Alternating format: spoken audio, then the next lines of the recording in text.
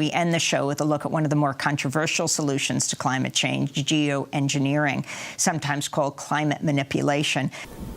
Wait, what's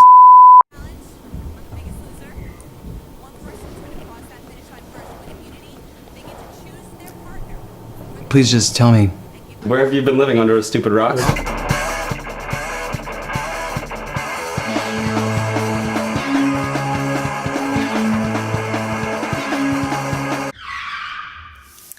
Hey, it's Kylie with Punks for Progress. I'm back, and this time I'm talking about geoengineering. And when I first heard about geoengineering only a couple months ago, I had no clue what it was. I felt exactly like the guy on the couch. I felt like everyone around me knew what it was, and I had no clue. And when I heard the brief explanation of what geoengineering and climate modification are, I was fascinated. My mind went 100 miles a minute, and I was thinking we could send rain to where there's droughts, we could redirect hurricanes and tsunamis from hitting landfall, we could save lives, we could increase crop production, we could increase food supply all over the world. It would ultimately bring world peace, because we'd have to have this world governing body that is making sure everyone everywhere is getting what they need from the climate. Now, as optimistic as that idea is, given the power structures that exist on our Earth, it's a naive thought. Sing mercy, sing mercy, sing mercy on me. Let's pretend that everybody here wants peace. What have we done? Now, if you're watching this video or you're a follower of Punks for Progress, you probably already know what geoengineering is. What I want to do is invite you to come along with me as I talk about my journey learning about it the past few months, going from not even knowing what climate modification was or that it existed, to now understanding the social arguments around implementing geoengineering. And I invite you to participate, right? Comment, share videos, share opinions, share thoughts, so that we can all learn something by talking about this. Now, my journey of the past few months can be broken down probably into 3 phases. The first phase was learning about projects that were being proposed, possibilities, hypotheticals, ways to, again, engineer the climate, but hadn't really taken place yet. Phase 2, I learned about things that already exist that we do as humans to alter the climate, things like cloud seeding. Now, you may already know what cloud seeding is, but I bet you don't know to what extent it exists all over the world. So I invite you to stay tuned. Phase 3 was understanding the social implications if we were to implement large geoengineering and climate manipulation projects into real life. So phase 3 is kind of that intersection of social and physical science, where I feel a lot of my thoughts and beliefs collide right at that intersection. A lot of my interests are based in science, but also social science. So the last little bit of this video is going to be really interesting as we look at some social arguments around geoengineering.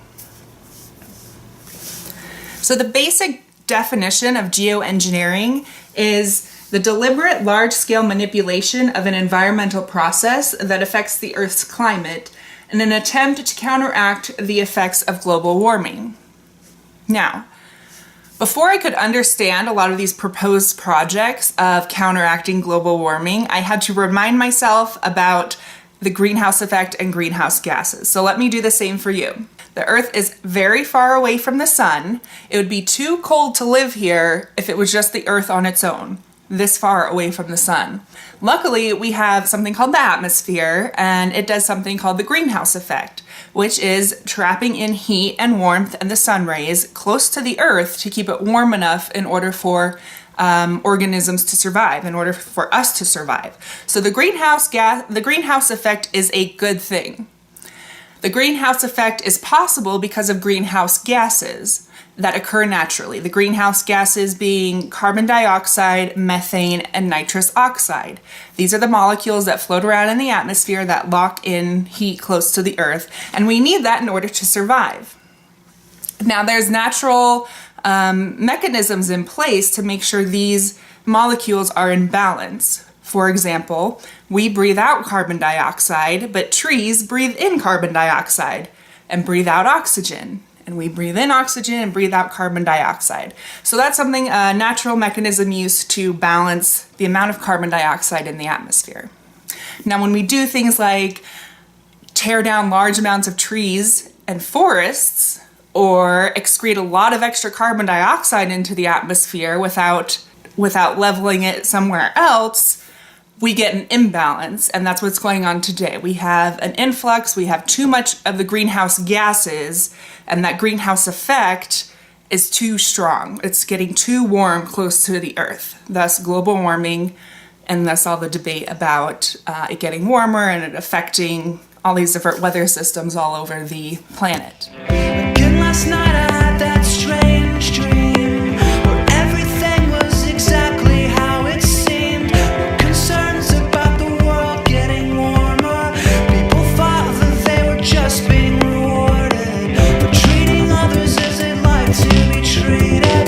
For paying stop signs and curing diseases. For mailing letters with the address of the sender. Now we can swim any day in November. Swim any day in November. Don't wake me, I plan on sleeping. Don't wake me, I plan on sleeping. So a lot of the proposed geoengineering ideas are going to be combating the excess amount of carbon dioxide and also blocking out rays from the sun from it even reaching our atmosphere. So there's plenty of people on YouTube who can explain these projects better than I can. So here's a little montage of proposed geoengineering ideas to combat global warming. They're so thick that they're reflecting away almost all the sunlight that hits them. As you probably know from walking here today in good old Providence, when clouds block sunlight, it can get cold. So what if you could make clouds more reflective? Well, then the Earth's surface would cool down even more. And that's exactly the goal behind marine cloud brightening. You make the clouds over the oceans more reflective, which would help to lower the planet's temperature. So how do you make clouds more reflective? Well, you do that by increasing the number of those droplets in the cloud. And the proposed way of doing that would be to take these funny-looking vessels, which are actually quite amazing feats of engineering, out into the ocean, where they'd spray a fine mist of seawater into the air. And as this mist rises, it would come into contact and mix with a type of low-level cloud that covers 20% of the Earth's oceans, called marine stratocumulus. And so when the salt crystals that were in this salty seawater, when they come into contact with these clouds, they become what we call cloud condensation nuclei. They actually help water condense into more droplets. These more droplets are better at reflecting sunlight, making the cloud, quote unquote, brighter. There you have it, marine cloud brightening, making clouds over the ocean more reflective. And the interesting thing is that modeling has actually shown that if you can brighten enough of these clouds, which you can with a network theoretically of those vessels, and for a reasonable price, you could completely counteract the warming that would be caused by doubling today's levels of CO2.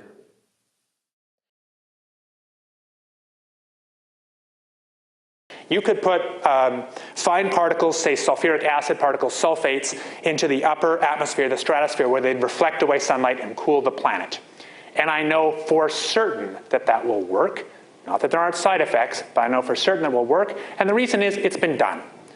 And it was done not by us, not by me, but by nature. Here's Mount Pinatubo in the early 90s that put a whole bunch of sulfur in the stratosphere with a sort of atomic bomb-like cloud. And the result of that was pretty dramatic. After that and some previous volcanoes we have, you see a quite dramatic cooling of the atmosphere. Geoengineers also see an opportunity in marine phytoplankton, photosynthesizing algae in the ocean that consume CO2 while providing a base for the marine food chain. When they die, the plankton sink to the bottom of the ocean and their hard little shells smush together and eventually turn into rock, locking away all of that carbon inside of them. So some geoengineers are like, what we need is more phytoplankton. And what phytoplankton really want is iron. Artificially fertilizing the oceans with iron could theoretically create big blooms of algae that'll suck all the CO2 out of the air and then lock it away in the seafloor. But this, of course, is also controversial. When algae blooms decompose, they deplete the oxygen in the ocean, creating huge dead zones where fish and lots of other important stuff can't survive. We know about this because farm runoff is already creating accidental algae blooms all over the world, and they don't seem to be helping the climate any. They've created carbon capture and storage technologies. Essentially, most companies take that filtered CO2, cool it until the gas becomes a liquid, and then transport it somewhere where they can store it. There are two major ways to do this. One is pretty straightforward, and the other one just seems crazy. The straightforward one is called geologic carbon sequestration. In the States, the U.S. Geological Survey has identified 36 different regions around the country where the CO2 could be injected into porous areas of rock between 3,000 and 15,000 feet underground, and hopefully there it will stay. The second is the crazy one. It's similar, but it's oceanic carbon sequestration. In liquid form, CO2 is actually denser than water. So theoretically, if we just pumped it under the ocean, the water above it would hold it down like a big weighted blanket. A 2013 study in Geophysical Research Letters looked at the viability of pumping liquid CO2 to the bottom of the ocean and determined it would form a lake of liquid carbon dioxide. Yeah, a lake. The high-pressure cold world of the deep sea would then hold it in stasis for maybe 1,000 years. I know what you're thinking, and yes, both of these ideas have their dangers. For example, in geologic sequestration, the pressure of the rock above should keep the CO2 liquid, and it should stay there. Should. But if the CO2 does find its way out of the rock, global disaster. In the undersea example, the implications are also dangerous. CO2 is toxic, remember, so it could drastically increase ocean acidity and deep sea life might not survive. Plus, if it did leak out, global catastrophe again.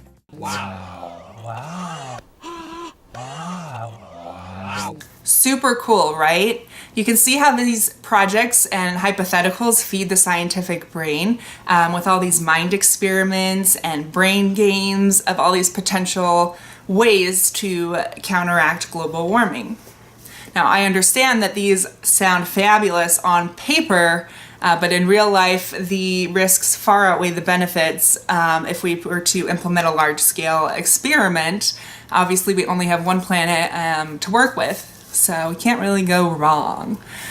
The next phase for me was learning about geoengineering and climate manipulation projects that already exist and are already going on all around us, mainly cloud seeding. Now, I'm embarrassed to say I had never heard of cloud seeding. I had no idea what it was before engaging in this research about geoengineering. But apparently it takes place all over the world. Over 50 countries participate in cloud seeding, and many states in the United States as well. It can be used to increase rain production. It can be used to increase snow production. It can be used to, and a little less altruistic reason, I think, is decrease hail production from a storm to decrease the amount of damage caused by hail. So some insurance companies are actually paying into cloud seeding projects so they won't have to pay out for hail damage. And I think the least altruistic reason it's being used is you can pay people to cloud seed in the days leading up to your wedding day to ensure that the rain has all fallen in the days prior to your wedding day so that you have a clear day on your wedding day. So if you're rich enough, you can control the weather. Pretty sick in many ways, but yeah, pretty interesting. So what I've done is actually taking everything I've learned about cloud seeding and I've made it its own video, so you can check that out in a different video, because I want to move on to the social implications of all these super fascinating geoengineering ideas. Now, a main concern about geoengineering is that it will feed something called climate capitalism. which is something many on the left are trying to get rid of by exposing the empty promises of programs like cap and trade to counteract the effects of global warming. And so if you need a little refresher on cap and trade, here's a new segment about it. And when we come back, we'll talk about how these geoengineering projects might possibly feed this empty attempt at mitigating climate change. The Amazon's wild forests used to be the preserve of explorers, animal hunters and scientists. But now there is a new type of hunter. They capture what they are looking for with a tape measure and a pen. 44.3. They are the carbon rangers, measuring the carbon dioxide content inside the trees.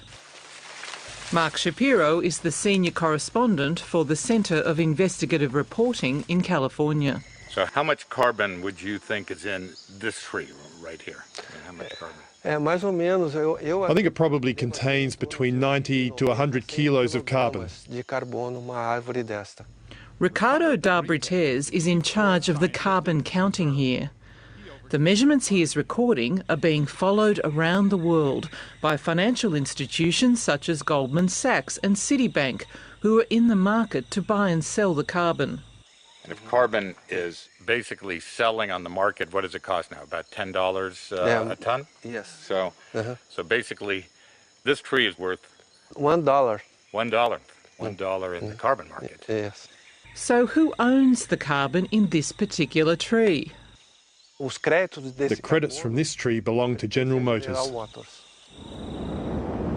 This area of wild Amazon rainforest is known as Guaraqueçaba. Environmental groups have spent years trying to raise funds to preserve it. But it was only when a price was put on carbon with the Kyoto Agreement that private capital started to flow. In 2000, American Electric Power bought enough Amazon rainforest to cover the whole of Manhattan. Then came General Motors and finally Chevron Oil. These companies now own the carbon credits in this forest.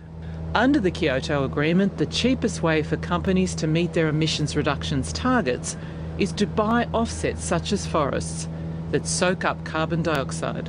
They can buy the right to actually protect the trees and promise that the trees will not be cut down in return for continuing to emit at their existing levels back at home, whether it's in the United States, Europe, Australia, wherever that might be. So the cap and trade system has been endorsed by Republicans and Democrats across the country. The idea that we are going to force companies to cap their emissions, but if they do go over that cap, they will have to pay. And the way they pay is with a voucher, and it's a voucher that they can buy and sell amongst themselves, and that voucher represents a piece of land, like in the rainforest, that is going to supposedly suck up the carbon dioxide that they're emitting from their factory. A big argument with that is whose land was that to begin with in the rainforest? Is it not everybody's? And did they just commoditize something that is supposed to belong to everybody? So basically making an industry out of nothing. So let me tell you how geoengineering can feed this cap and trade system. If a big oil company promises to emit 100 cubic feet of sulfuric acid into the atmosphere, which is one of those geoengineering projects that promises to reflect the sunlight back out, will that represent a new voucher for this cap and trade system? I can see a lot of big oil companies investing in geoengineering because it will allow them to continue emitting carbon dioxide at their current levels, or even more. It basically is creating more problems as opposed to going right back to the first problem, which is too much carbon dioxide from too much fuel emissions.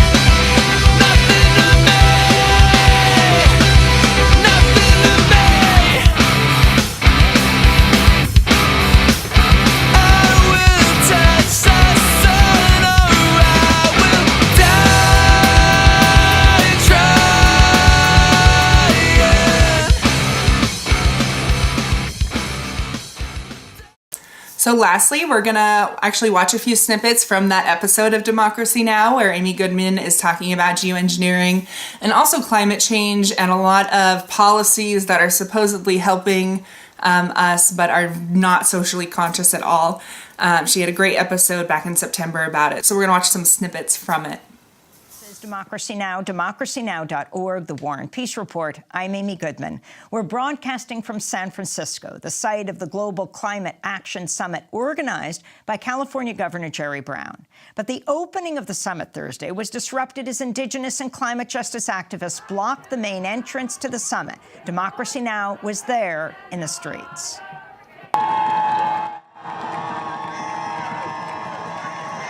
Hi there, my name is Candy White. So we're outside of this particular hotel because this Governor's Forest Climate Task Force meeting is happening with all these big leaders that recently took a tour of the Muir Woods here in California, and they're looking at it with dollar signs in their eyes. How much are these trees worth? How much carbon can we get out of these and sell it as a credit to somebody else so we can continue polluting? The founder of Bloomberg Philanthropies and the 108th mayor of New York City, Michael Bloomberg. Thank you.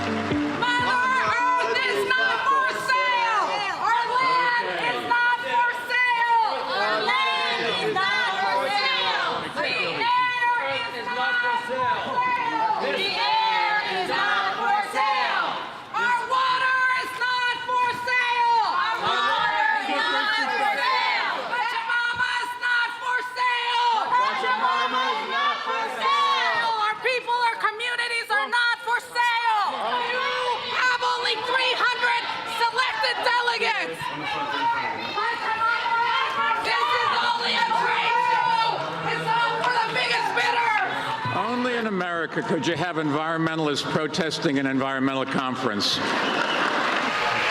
What's your name and what group are you with? Cindy Weissner with Grassroots Global Justice Alliance. We're here part of It Takes Roots, telling Bloomberg and all these corporate heads and business leaders that our planet is not for sale, our communities are not for sale, our air and water is not for sale. They cannot commodify the commons. And what is your name? My name is Jahan Giron. I'm with the Black Mesa Water Coalition from the Navajo Nation. We're here with all of our friends at It Takes Roots, people who are actually impacted and at the places where they say these so-called wonderful projects are happening. And they're telling us that this is just a lie. This is just a scheme to make money out of the problems that climate change is causing. And we're here with the folks that were on the outside earlier to really challenge that and let people quit patting themselves on the back for something that they're not really doing. They're not protecting the climate, they're not protecting communities, they're not protecting forests, they're not protecting water. And that's what we're here to demand. Thank you. And what's your name? Ananda Litan. I'm with the Climate Justice Alliance. From? And I'm from the territories of the Tsleil-Waututh and the Musqueam, where Prime Minister Trudeau is planning on buying a $6 billion pipeline. And his friends, elected leaders, governments, and industry are gathering here to put billions and trillions of dollars into bogus technologies like clean coal and nuclear power and mega hydro projects. And they're trading out our future, traditional lands and territories, for a bogus, for perpetuating the problem, entrenching the fossil fuel economy, and really perpetuating the system causing this crisis. Copy that. Thank you, bud. Civil society leaders, elected leaders should stand with communities, not corporations, and we're here to let them know they've got to pick a side, because the sides are clear. People should be in the center of the decision. Stand with communities, not for corporations. Stand with communities, not for corporations. Ariel, you wrote the letter that you were trying to get into this forest meeting. Yes.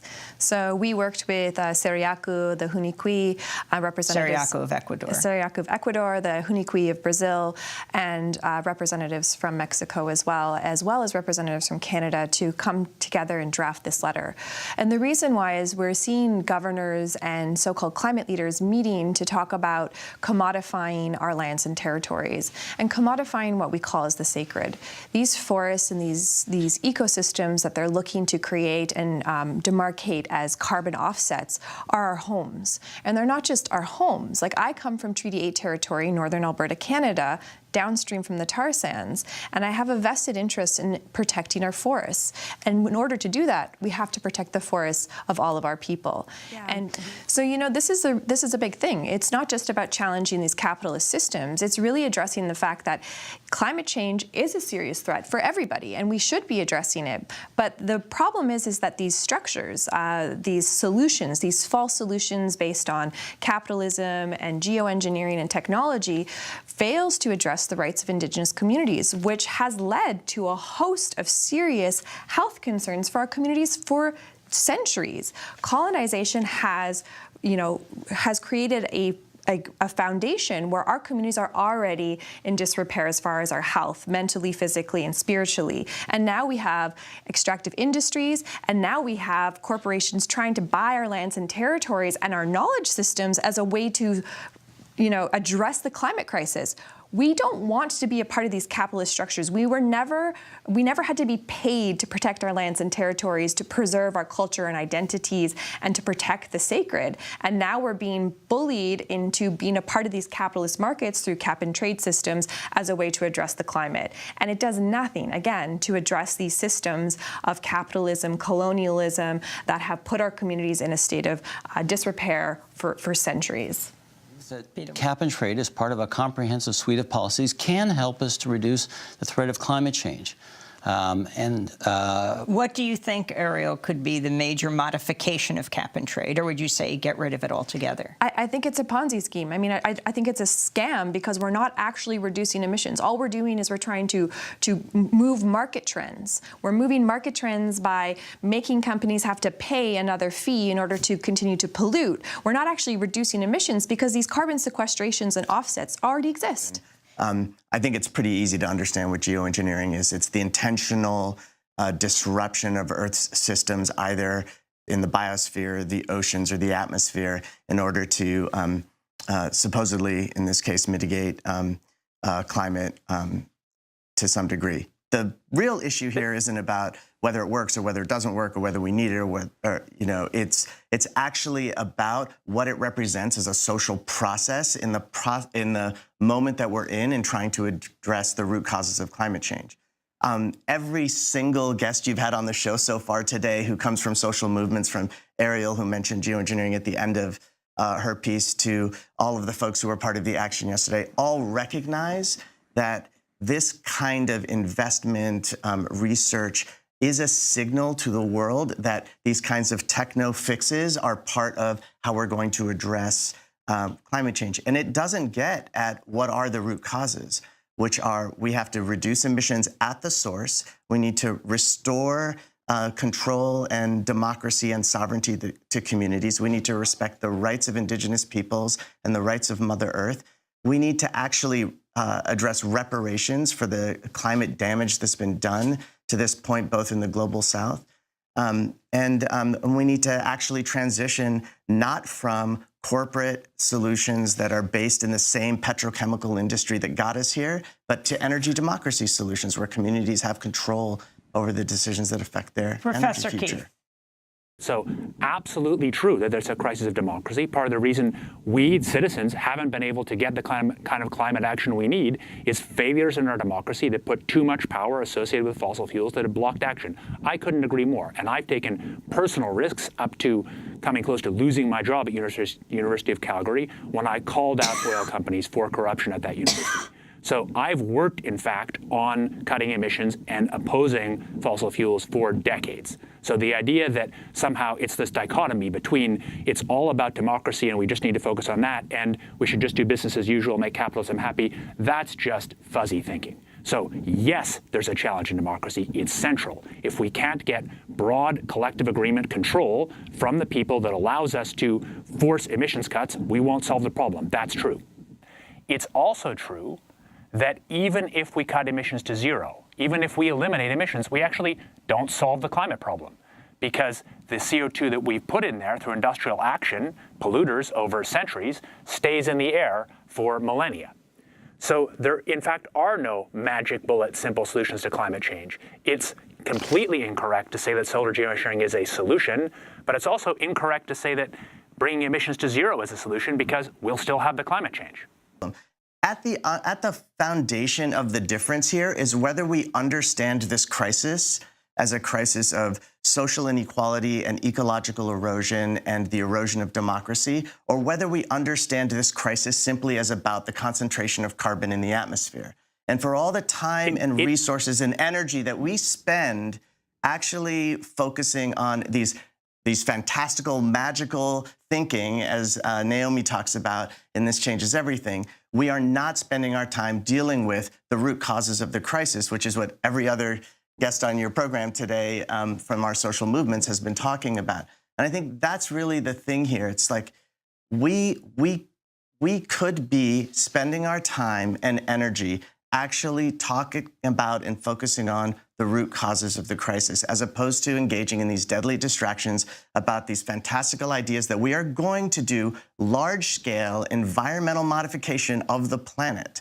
And we can talk about these as small little experiments. What they are is they represent a mind shift. There is the struggle for climate and climate justice is actually about whether we are going to attack social inequity, environmental destruction, and ecological erosion, or whether we're going to continue business as usual and just pretend that there are other ways out of this.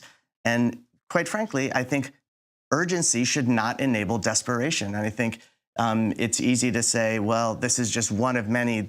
This is a suite of solutions. We need everything. That's the same thing as all of the above. That is the story of we need gas as a bridging fuel.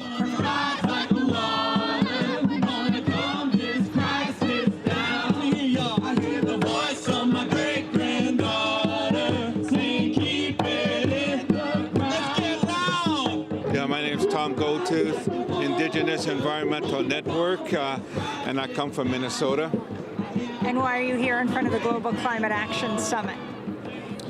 We've been mobilizing, building this movement, not only as Indigenous peoples, but building a movement north and south of people in struggle, African American, Latino, Asian, poor white folks, labor, our small farmers and peasants. We've been building a movement of real solutions, and that's why we're here.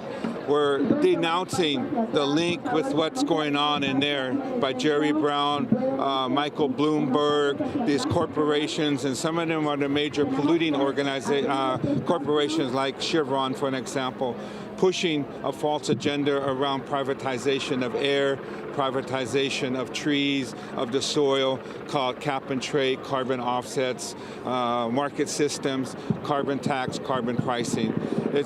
All that is just a distraction. It does not cut emissions at source. So we're here to demand real solutions that protect that sacredness of Mother Earth, protects our community. Some pretty beautiful stuff. I hope you learned a lot about geoengineering, and keep an ear out. In the next few years, the United Nations is supposed to be putting together a rule book for countries regarding large-scale experiments of geoengineering and climate manipulation. We'll see if our country joins in. If not, I would be prepared. The weather can definitely be used as a weapon, especially if it can be controlled. It's unfortunate because my initial thought is we were going to have world peace with this geoengineering science. But I guess not. All right, well, thanks for listening, and I will see you next time.